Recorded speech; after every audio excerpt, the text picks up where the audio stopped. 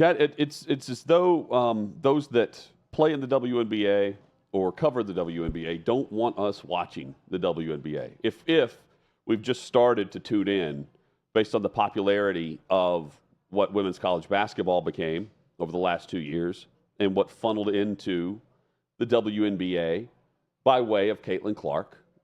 And, I mean, in other rookies, but, I'll tie in just Clark's role in any type of feud or, you've got the different clashes between Iowa or LSU or whatever it might be.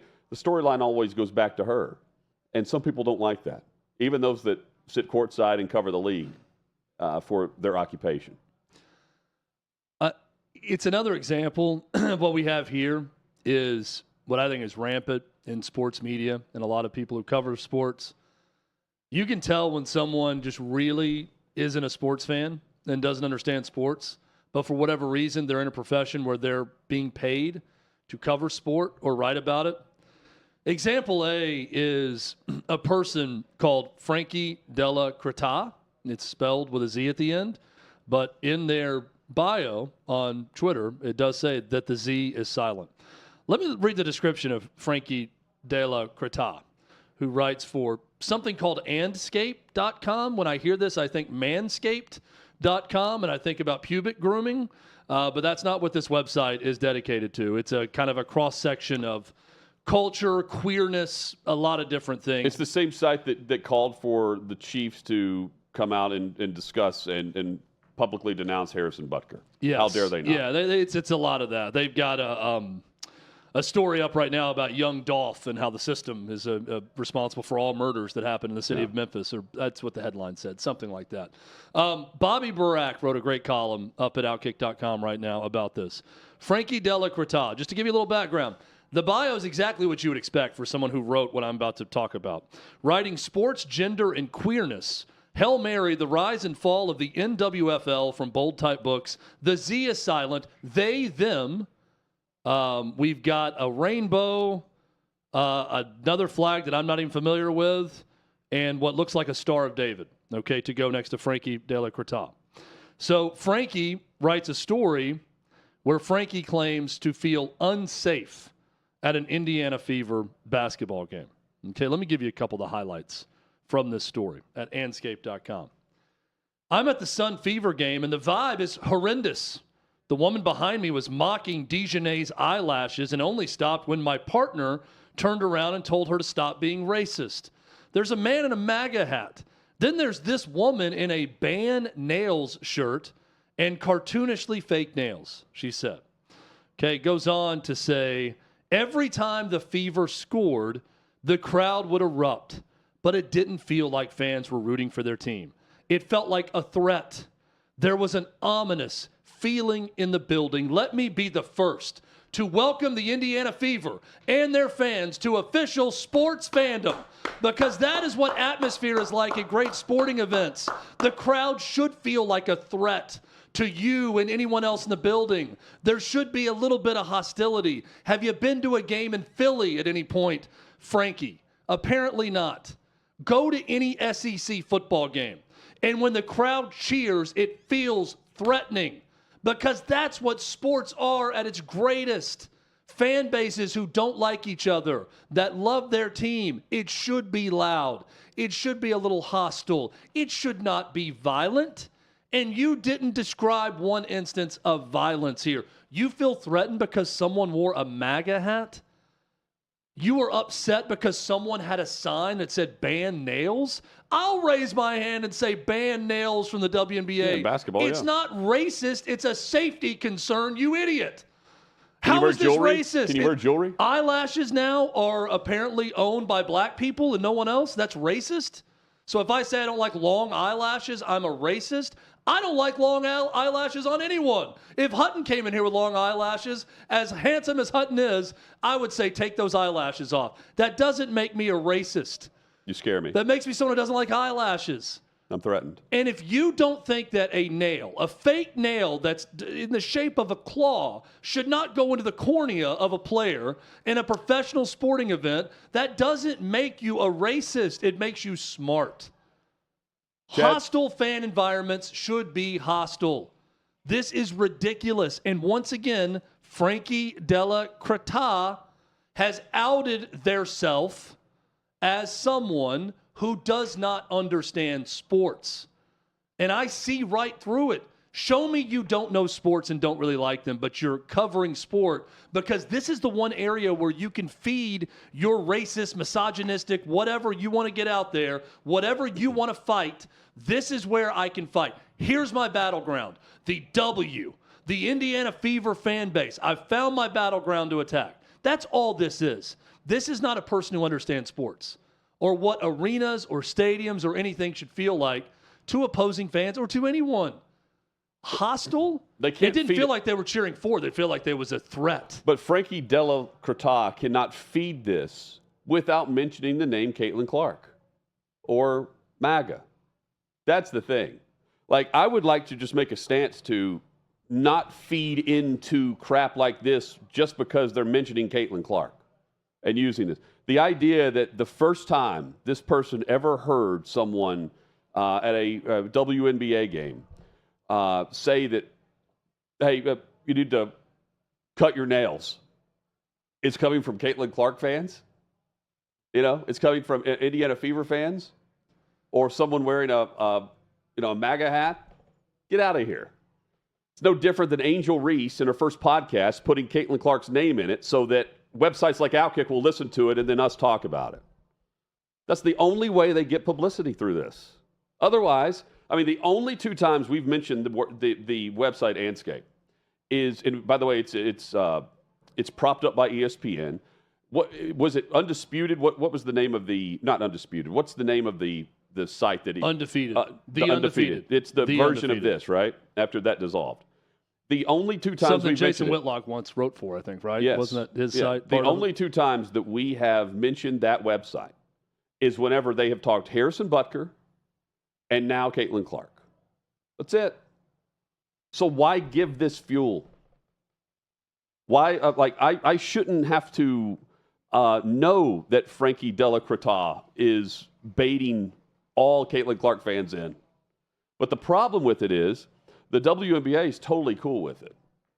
They don't want, they want Frankie Della Creta. Am I saying her name correct? Yeah, I don't know. I just know the Z is silent. Thank you. They want Creta happy. As they don't want the type of league where you continue to gain fans and eyeballs. I mean, the game one on ESPN between Indiana and Connecticut in the postseason averaged 1.8 million viewers on ABC. And, I mean, it's those 1.8 million viewers for it that also translate to the exact reason why this person is writing a column at Anscaped, and that is, publicized by those that would have to defend Caitlin. We don't have to defend Caitlin Clark. It's obvious. Here are it's obvious what they're doing. Yeah, I get more mad Put the name in the headline, and that's all that matters. Right, and certain things play, and that's fine. I get more mad about people that are sent to cover a sport or that label themselves sports writers that I can tell don't understand how sports work or don't really like sports. Well, I don't that's understand. The W. Anyone that says the W. It's W fans. I think Yes. W fans only like the W, and they don't actually like sports. They like the W, and they want to keep actual sports fans away from the league, which is terrible business and really dumb of anyone trying to do that. And I don't necessarily think it's the NBA that wants that done. I think they want people to watch the W and to celebrate it and all those things. They want sports fans to cross over. But it's everybody that's insulated within that league, like Frankie Della Creta, that is saying, we want our little bubble to remain, and we don't want you on the outside being a fan of this. And I will never understand that. For a person that I would think would be all about openness and honesty and embracing everyone and holding hands and doing this thing, this is a very slanted view towards you wanting to create a space that's just for you and for your fans of this, but not really fans of sport. Here are the headlines, by the way, of Frankie Delacroix's other stories that I can find at this website. The one we just talked about, the Indiana Fever versus Connecticut Sun, made me feel unsafe. How stylists are helping WNBA players elevate their drip. That's one Hutton I know is going to read. Oh, yeah. The coverage of Caitlin Clark is reinforcing the trope of the queer villain. And then Pride Month, pro sports, and the dubious relationship between them. So certainly there is an angle here that we can see being attacked by Frankie Delacroix constantly. Is this going to be a sport or not? I feel like Caitlin Clark is playing a sport. I feel like a lot of the players in the league are playing a sport, yet they don't want sports fans to like it. Because everyone who covers it just wants it to be their thing and doesn't want it for anyone else. And the league wants everyone who covers it to be about their thing. They're censoring what questions can and can't be asked, or who can and can't have a credential. Every time the Fever scored, the crowd would erupt. But it didn't feel like fans were rooting for the team. It felt like a threat. So what game was this? Which game? This was the Connecticut Sun, and it was their playoff game. This series was over when? And you felt so threatened that did you report it to anyone? Did she report to anyone that she was threatened? Not that I'm aware of. Yeah. Like this is a week and a half later, a week later since they've been eliminated.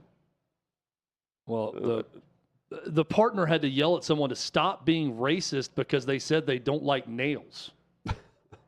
And that's the only. It's only because it's a racist comment, not because you shouldn't be playing basketball with nails. Yeah, I would say the same if we said it right after we saw the replay. If Breonna Stewart were out there with long nails cutting people, well, I would say probably shouldn't have those nails. Carrington was not a race poking thing. people in the eye with long nails. It's not. Yeah, it's not in this series. How is that a race thing? Now you can't adopt everything and then just say, well, that's racist. Now that's right. No, that's not. Right. That's just not how it works in society. It's wild to me, though, the amount of people. And look, there are people that are in mainstream sports coverage media that I read some of the things they say in columns or whatever it may be, or their take on certain things. And I think to myself, boy, they just don't understand sports. This is not just exclusively Anscape or formerly The Undefeated or whatever. Yes, right. There are plenty of places I go and I'm like, sure. that person doesn't get sports and doesn't understand how it works and how someone would respond to that.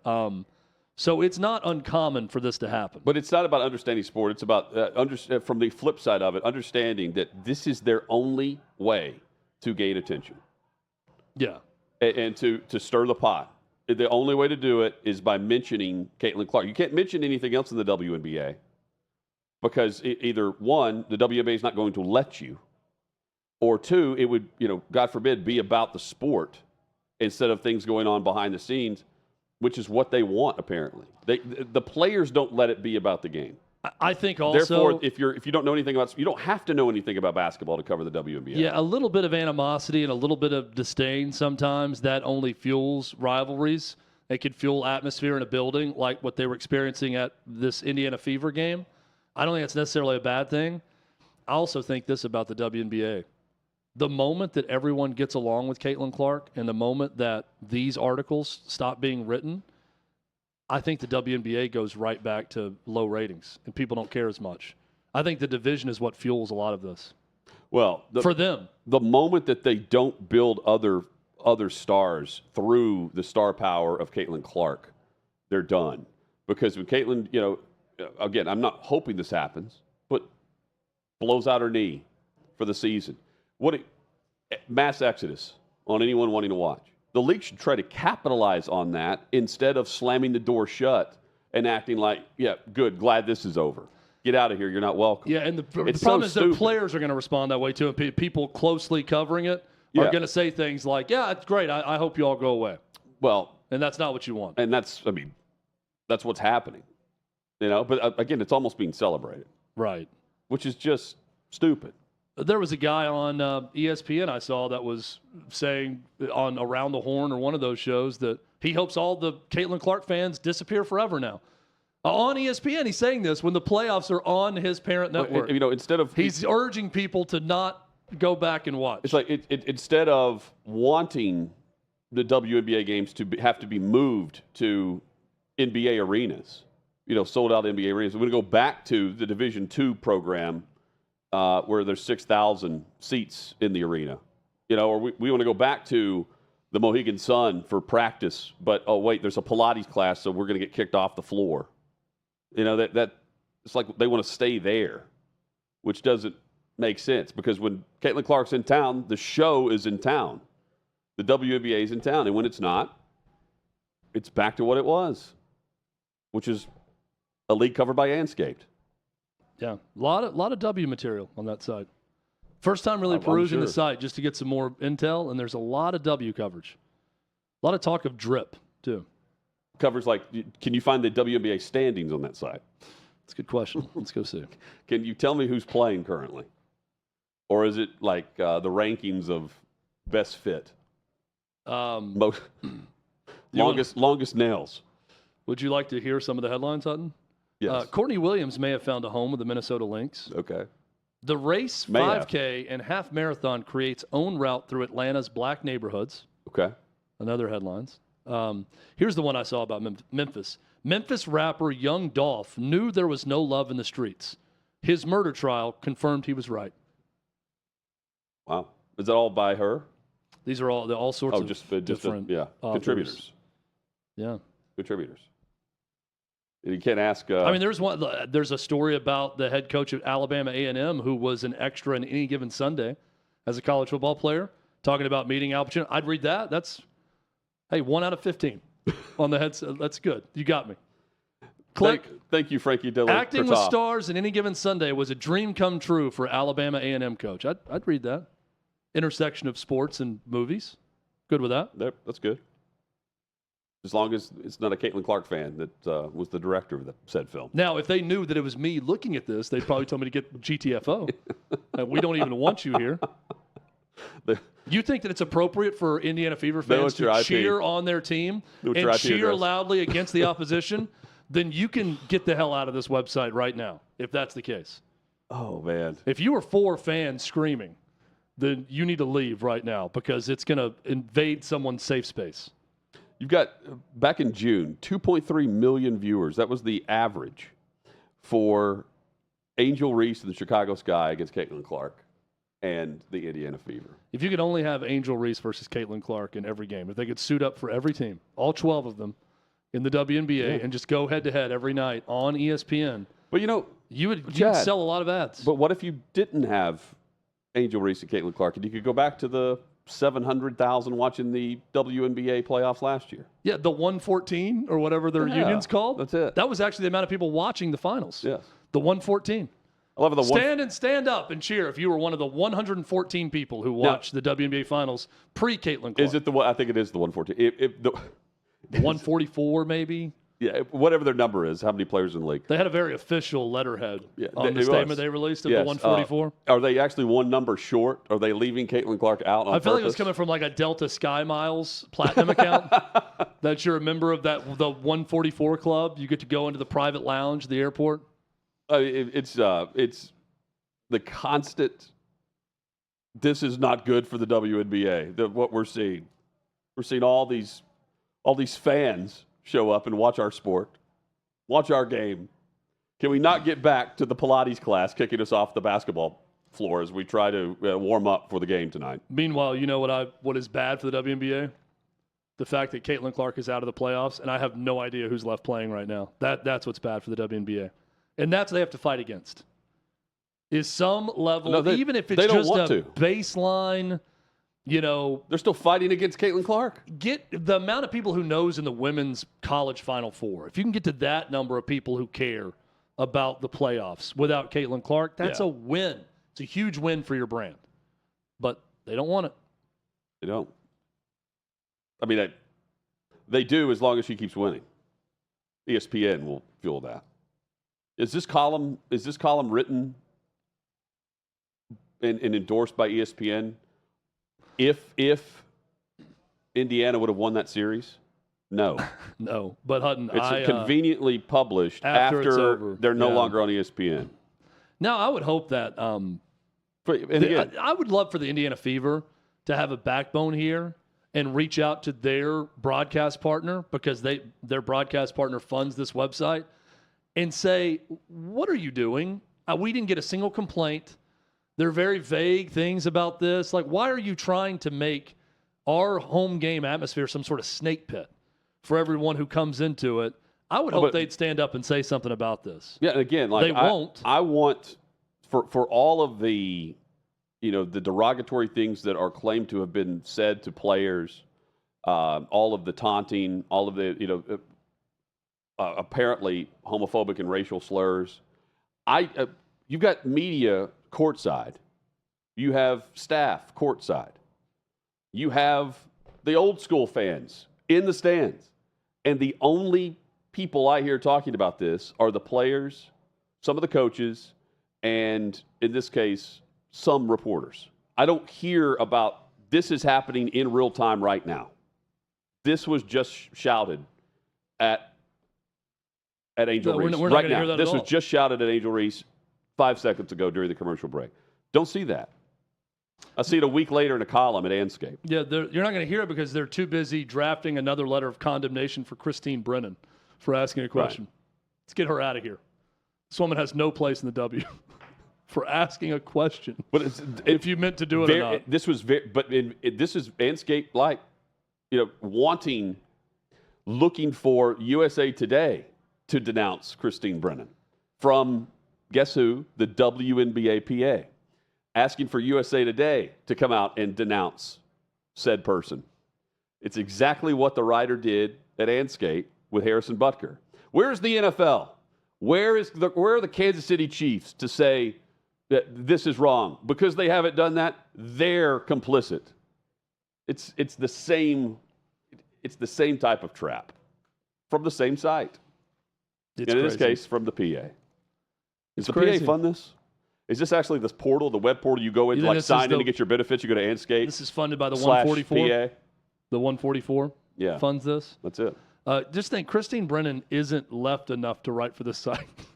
Just I thought know. about that. I know. They think Christine Brennan's crazy. Brennan retweeted or reposted a editorial where you had just a fan of Christine Brennan's wrote into the paper. And she retweeted it? It was published, and it was just. I need to read this. She just reposted it. How dare you criticize the great Christine Brennan? Editorial. This was over the weekend. She just left it out there. I know this is going as if she has to defend herself. No, she doesn't. Hutton, I know this is going to shock you, but Bobby reached out to ESPN for comment. They did not respond. Yeah. That's pretty common. Yeah, they're just looking for validation that ESPN it was read. did not respond to our request for comment. Bobby and OutKick will update this article if the network responds. They need to do better than. Spoiler. Yeah. They won't. That's right. Oh, this hat is racist. Those emails are going to a file now that's not red. This person behind me is wearing a red hat. Right. They're not going to respond. I feel threatened. They're not going to respond. I wonder how many times OutKick gets asked for comment on something. Yeah. I'd like to know what happens, though. Even who gets those emails? I'd love to get one of those emails and just comment. Davey, please pass any emails that anything for our show when we're asked to comment on to us. I'd love to issue the comment. Clay will then Clay comments on social. The comment is, I stand behind every word I said during this entire thing. That's every time we get asked for comment on anything is, I stand 1,000% behind every word that was uttered. All of them. What would not make this author feel threatened at a sporting event? Can you imagine this person going to like a heated Tennessee-Florida game in the swamp where Chad, urine's getting tossed you on you? mentioned Philly. In the swamp, that would happen. Throwing bags of urine. Batteries getting thrown at you somewhere? It wasn't at me. I'm not going to be like this author and pretend like I was threatened in any way. I'm a sideline reporter 10, 15 years ago, and I'm in Philadelphia. I'm at Lincoln Financial Field, and a AAA battery whizzes by my head. Now, it just so happens I'm also warming up next to the kickers. I'm standing next to the warm-up as they're warming up into a net. But this is the level of hate that Harrison Butker faces on a daily basis. I'm thinking as a kicker. No, just any player, any person in Philadelphia in that stadium. Now, as I'm going back into the tunnel, one of the fans yelled my last name, Hutton, you suck, or whatever. I'm like, man, this is awesome. Yeah. Like, You feel like a player. I don't feel like I feel like I'm actually in Philadelphia. Welcome to sports. Cut your nails after said claw gouges the eye of Caitlin Clark. Yeah, and it's not racist to say that the nails should be cut and you shouldn't have weapons on your hands. Yeah. How do you dribble a basketball? Well, Let's not even say good grip. Probably palm it with those nails being long enough. Just like you'd claw the basketball too. Yeah, I was never anybody could palm the ball, but I could palm it with nails that size. Tell you that much. Wolverine. I thought palming the ball was a turnover. Give me a Wolverine claw and I could palm that ball. You're palming it. Probably dunking on people back in the day. Now you're threatening. It's crazy. Do you know where hell on earth is for Frankie Delacroix? Go ahead. The Bama Georgia game Saturday night. Can you imagine Frankie being sent by Anscape to cover that and turning around and seeing a sea of frat and sorority people in pins with the face of Donald Trump on it that says, "Eat those dogs"? I mean, Frankie wouldn't have made it through the first performance of the $1 Million Marching Band of Alabama pregame. That is hell on earth for Frankie. That view. Can you imagine how unsafe Frankie would have felt in that environment? That Bama, nightmare. Georgia. That nightmare of a scene with people. Donald Trump in a box behind Frankie.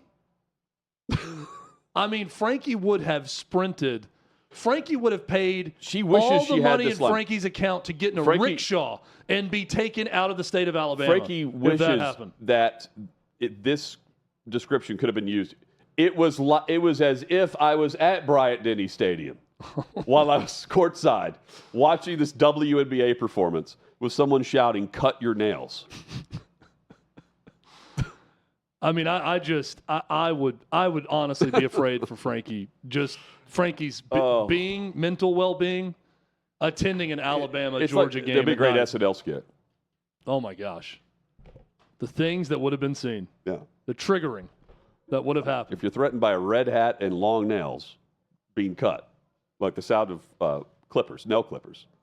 If that's irritating to you, wait until you hear the $1 Million Band. Dun, dun, dun, dun, dun, dun, dun, dun, dun, dun, dun, dun. Oh my gosh, just that sound. Wait until you hear the band Alabama at the start of the one fourth quarter. Alabama game and then hearing that sound any time else, it'd be like a veteran of Nam hearing fireworks on the 4th of July. Dixieland Delight, fire it it would up. have been the same exact response. Man, strike up the band. Mentioned the WNBA brought in marching bands for halftime performances. I do wonder, like, if you just did a straight sports piece at Anscape. Yeah. Kind of like the one about, hey, such and such has found her groove with the Washington Mystics, or whatever the story was, right? Or the Minnesota Lynx. Such and such has found a home with the Minnesota Lynx. How many clicks does that story get? You know what Anscape does? Like, just straight sports. Like, I've got to go to Anscape, and I need to read what the backcourt is doing for the Minnesota Lynx. This is what series. Anscape does to all of their I'll say all of their readers, to their several readers. There would be more of you, but Manscaped stole our gimmick, and they're taking our web traffic. So those that think they're coming to for the landing spot of great journalism, they're going to a website for landing strips. That's more or less what they're telling their advertisers. Can you? I mean, there's a real partnership opportunity here. Yeah, but Manscaped and Anscape should join forces and just have the same website. Manscaped should just own it. They should. Manscaped should advertise with Caitlin Clark, and then Anscaped would be just blown off the planet.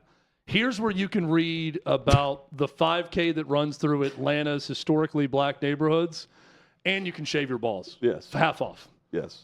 All in one spot. Here's where you can combination of the two. You can cut your nails and shave your balls. Join forces right here. You can keep your nails because we are pro nails here at Anscape. Don't ever talk about removing nails before a basketball game. And you can shave your balls right here, same spot. This is at least $1 million idea. Maybe it's a great excuse for them. Hey, we would be a bigger site, but Manscaped stole our gimmick. Everyone's going. Do you think someone from the sales department is just constantly calling Manscaped? Are you ready to buy this entire site? You can own 80% of it today. Just one gigantic investment into advertising, and you own 70% of Anscape. Oh, man. We will send Frankie to an Ole Miss game. If you buy this, I promise. Wow. We will send her into the heart. We will send them into the heart of Mississippi if you buy this website. Just do it.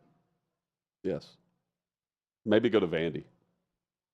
Vandy's they would be right at home at Vandy. They'd be No, fine. I'm saying anyone that would write a column like this would still be threatened at Vandy. Can you imagine something would be threatening them at Vandy? Frankie reporting on a midnight yell at A&M? Just worlds colliding? Or just a tailgate. Just a tailgate, Chad. A keg stand. Let's please get Frankie on the show at some point. This is now my dream guest. Just one time. We were able to get the great Pete Rose on before his passing. Yes. I would love to get Frankie Delacreta on this show. Well said. And I would just go down a list of sporting events and ask if Frankie would attend and cover one of these events. So she's threatened, she's insulted. A UFC fight that Trump attends. That's hell on earth also. Yeah, okay. So should they have long nails for women MMA fighters? Of course not. They check your nails before you go into the octagon. That's threatening. Chad, I feel like Mike McDaniel thinks his job's threatened a little bit after last night. He's at a loss for words. He's, hums and, he's trying to find the right way to say that the players aren't executing, but he's also trying to find the right way to say without making the excuse, we're on our third quarterback. But he can't do it. I watched this podium presser last night after the loss to the Titans. And they should be a lot better than what they are. It was awful last night for the Dolphins. It was awful. And all of the illegal procedure penalties and guys Tyler Huntley snapping it before a tight end in motion could get set. Yeah. Or everyone was set, snapping it too early. But that's also on the center. The center's got to stop doing. Yeah, the whole thing is bizarre. There's something behind the scenes there with Tyreek Hill, Jalen Waddle. How do you not get them the football more? I thought Jalen Waddle showed himself not well in that game. There was a lot of attitude issues that I saw, just body language, the way he responded to different things. I didn't see it as much from Tyreek Hill. Even when he was getting overshot. Yelling. Yeah, he's yelling. He's frustrated, but not nearly as bad as Jalen Waddle. Yeah. Publicly. Yeah, there's a lot there were 2 touchdowns there for Tyreek Hill. Yes, there were. Any other NFL quarterback could probably get close enough to him for a touchdown. Layups, for sure. Brian Callahan just lay says, that thing out there and he'll run underneath it. Callahan, the head coach of the Titans, got his first win. He says that Will Levis is going to be the starter after the bye week. They've got a week off now. They'll come back and face the Indianapolis Colts. That was a benching last night, though, right?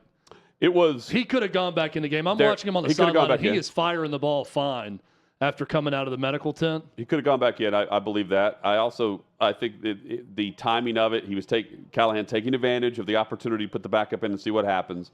And I think it's convenient that when it's not much better, if you want to call it worse, but they did put up points. They did kick a lot of field goals.